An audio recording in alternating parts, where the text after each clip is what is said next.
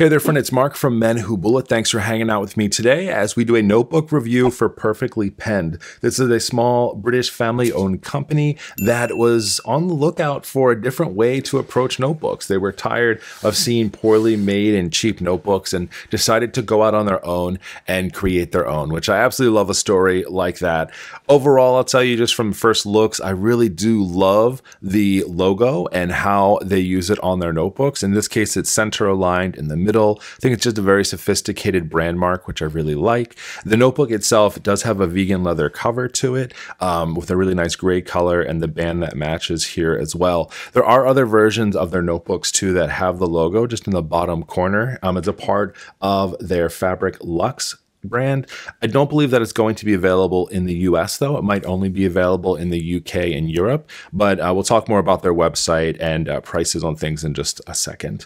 But overall, when you purchase this, you can actually get this off of Amazon currently if you're in the US. I'll put the links for you in the descriptions below for you, but it comes inside of this gift box. So you can give this to someone right off the top, or you can wrap this nicely and have something available for them. Inside of the box is the notebook itself.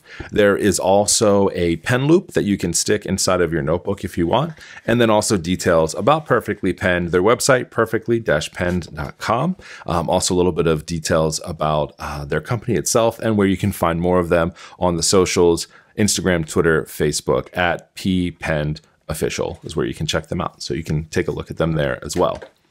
Let's go ahead and talk about the features of this notebook. So currently on Amazon, this will range anywhere between $14 and $17. Sometimes there's a little bit of a sale on it, so the sale price would get you around $14. If the notebook isn't on sale, it's right around the $17 mark, which isn't too bad for a notebook.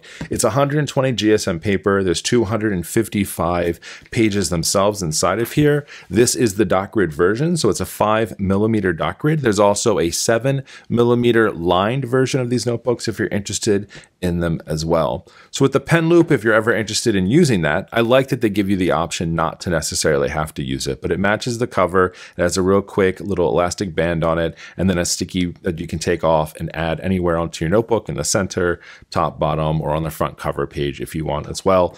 The cover itself is a nice hard cover, so it does have that very cool look to it. We also have the pocket on the inside, a nice durable pocket to put in type of receipts or notes, stickers, other things like that that you might be carrying around. We also do have two of the page holders here, which matches the overall color theme of this. Front of the page is the introduction, name, phone number you can put there, as well as details about Perfectly Penned. And then that goes right into page 3. So there are page numbers on the bottom of each of the pages. I really do like that feature. I think page numbers are underrated. People are always like, oh, I don't know if I need them. But when you're cranking through your notebook, it's nice to already have them printed inside of them. It's kind of like my dream journal will have a lot of different things built inside of it. It can handle a lot of different materials. It's got nice dot grids and also has page numbers in it too. But there is no index, so like I said, so you will have to create your own if you're using this for bullet journaling or any type of planning when you would use that. The pages have a nice cream color to them. They are not a bright white. So if you're the type of person who likes kind of a nice, sophisticated notebook, this definitely has a good feel to it. One of the other features that are inside of this notebook is that when you get about 30 pages until the end of your notebook, it has a little message down here. Hey, you've only got 30 pages left. Time to order your new notebook. Really appreciate this, especially if you're the type of person, again, who's just rolling through your notebook. It's nice that there's already a mark inside of here. Other than that, it's a pretty straightforward notebook here. So what I did is in the back, I usually do different types of pen tests with my notebooks. I think it's really important to test out the paper to see how it's going to work for you. So instead of just doing a swatch of all the different type of materials, I created kind of like a faux bullet journal page. I wanted to say, if I was going to use this in a way that I would use it, how would it hold up to the materials that we used? I haven't looked at the opposite parts of these pages just yet. That's what I wanted to do in this video, to see how the different elements held up. And we'll talk about that in a little bit. The things I am looking for though have a lot to do with when I used watercolor. Did the pages get pilly at all? all? Will there be ghosting or bleeding with using different types of materials? I've got highlighters. I've got a few different types of pens here. We use watercolor and stamps on here as well. How did those things hold up? Let's start over on the left-hand side of the page and we'll take a look at that. So on this side of the page, I used a few different things. Some of the brightest colors that you're going to see, I did use watercolor on this page, both over here on the left-hand side, as well as inside of all of the different mushroom stamps that I have. These are just part of the Wildwood collection from Peppercorn Arts. They're nice. They have good pigment to them. I was excited to see how they're working. I also use two different types of brush pens. Up here, I use the Ecoline watercolor brush pens. And then down here in the lower corner, I use the water-based Coleograph pens from Archer and Olive. These are very pigmented. They go on very nicely, as you can see. So excited to see how those looked. All of my titles, the May that's inside of here, all of these pieces, I just used my Faber-Castell Pitt Artist pen. Just an easy go-to. It's a waterproof pen, so especially when you're using it with watercolor or things like that, it holds up really well. I used a few different pens over on this left-hand side. I did use the mild liner over here. This is just the Zebra mild liner, commonly used, a lot of different colors. But over top of that, I actually used my Engage. This is a click pen. This is called an ink ball pen. This is from Monte Zerve. And what's cool is that it uses fountain pen ink inside of this converter. And I wanted to use this, and I'll be using this in future notebook reviews as well for the pen test, because I want to see how it works, because it does use fountain pen ink, but with a rollable tip. So when you write with these, you kind of get that balance of like the dark inks. You can try different types of inks, but without having to worry about using a dip pen or something like that. I use the Uniball Jetstream up here in the top corner here. It's just kind of like your standard, like very fine point pen. I don't think we'll have any issues with that at all, but you know, it's just worth trying it. And I also partner that with the Tool highlighter. It's very kind of liquidy highlighter here. So I wanted to see how that would work as it worked together. I also used a pen that I don't use all the time, but sometimes. These are the Uniball Vision Elites. I know a few people in my circle that really love the Vision Elites. It leaves a really nice dark ink on the page that people really love. So you can see they definitely went on darker than a lot of the others. So I'll be interested to see how this reacts. We'll talk about the other pens in just a minute, but let's go ahead and do the flip and see how well this paper held on to these different materials. So right off the top, I can see that stamp ink is not going to work well inside of here. So I used VersaFine ink, and then I partnered that with a rubber acrylic stamp here. So that's when you're using the ink blocks, right? And you're stamping it on the ink and then pressing it onto your page. I can see that those definitely ghosted pretty darkly on here. And that could be a mix of both the ink itself, but also using watercolor over top of stamps. Sometimes will force that to happen with the paper because you already have kind of like the moisture of the stamp ink. Even if you let it dry and then you go ahead and put something like watercolor over top of it, sometimes you'll get a little bit of that there. The Vision Elite pen that I talked about definitely didn't do great inside of this notebook because it is laying down darker ink here. You can see a lot of that here. It's actually pretty dark ghosting and also a little bit of bleed through here in some of those spots, especially at the ends of my letters. Kind of surprised to see that it didn't do as well as I thought it would. It does pretty good in most other notebooks. So even though this paper is 120 GSM, that pen itself did not do great. Now the highlighter, I can see that definitely have highlighter marks on here. So I did use a green color, but if I was using blue or yellow or any bright colors, I have a feeling though that you would still see through that. I can see a little bit of the ink. So again, it's coming out of, it's a fountain pen ink out of a rollerball tip. I can't necessarily see it super great, but you can see there's definitely darker lines there.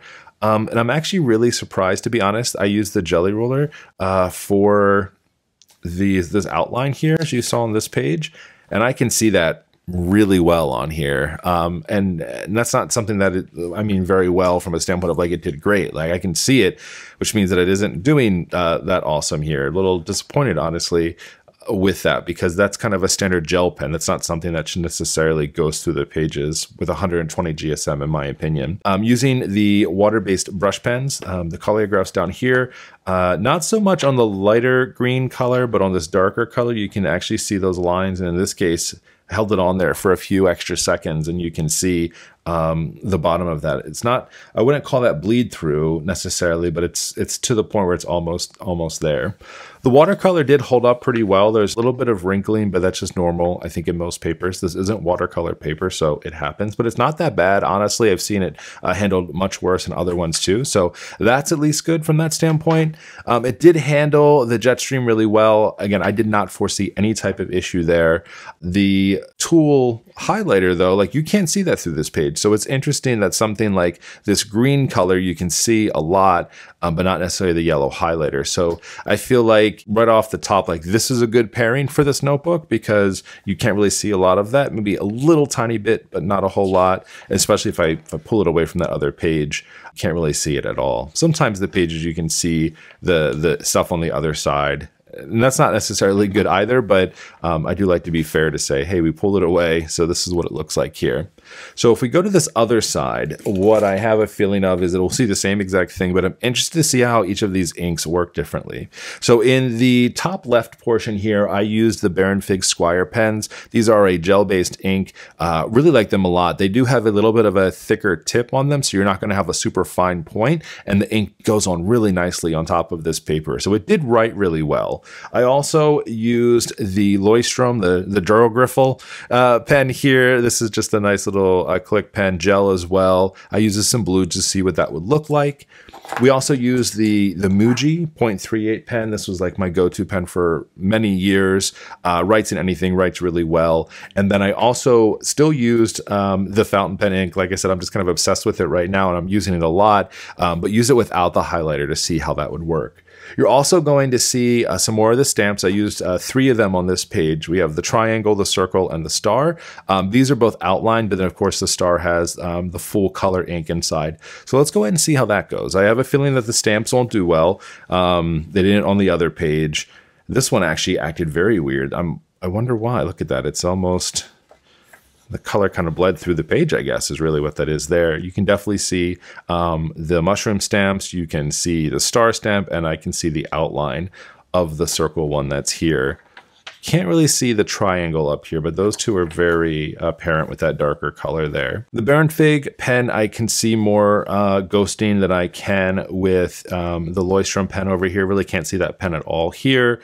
Not as dark, I feel like, as the fountain pen ink that we had there. It's still ghosted, but not as bad. So that's interesting to see that even handle this a bit differently. And the Muji pen is fine. Like, you can't go wrong with Muji, honestly, when you come down to it. So overall, let me talk about my recommendations. I would say to keep it, if you're going with this notebook, I would keep it pretty straightforward. I wouldn't do any type of real creative journaling inside of here. So I would go for your standard gel pens, nothing too dark though. Even though like the Baronfig is considered gel, it went on pretty hard, and you can see the ghosting on there as well. I would not put any type of stamps inside of here, so stay away from anything like this. And even watercolor, I wouldn't really use. I would honestly stick to kind of more of your basics journaling materials here if you were going to do this. I think you could include some highlighters if you wanted to, but again, I would just be careful because the darker it goes, it looks like you're going to potentially get some of that ghosting that is happening on these pages here. So that is the full review here of this notebook. I think overall, like I said, I liked the design. I think for the price point, it's not poorly priced at all, right? You're looking at anywhere between $14 and $17 in the US if you're purchasing it through Amazon. I'd be curious to check out some of the other notebooks, especially from that Fabric Luxe collection that has a little bit of the heavier paper. I think that was going to like 150 GSM, I read, to see what that looks like, but it doesn't sound like it's going to be available in the US. So we'll have to kind of take the word for it, or if anyone else gets a hold of those notebooks, definitely let us know how it goes. I think it works well for the price, but knowing that you can't really do a lot of creative journaling in this, if you're more of a basic bullet journaler, and what I mean by basic is that you're really just following the method, you're not really incorporating too many other pens or anything like that. Again, I think you can go with some more of your basic colors, lighter inks, nothing too heavy, and be good to go. So that is Perfectly Penned. So if you're interested in learning more, or even interested in trying this for yourself, all the links will be for you in the descriptions below. I appreciate them sending this out to me and giving me the opportunity to check it out. Again, very stylish, very sleek. The paper, I think, just leads to a little bit more of wanting expecting it to be able to handle a little bit more. I can understand certain paints. I can understand certain like more water-based pens, but I think just kind of from a basics of ink, I was hoping to get a little bit more performance out of 120 GSM paper.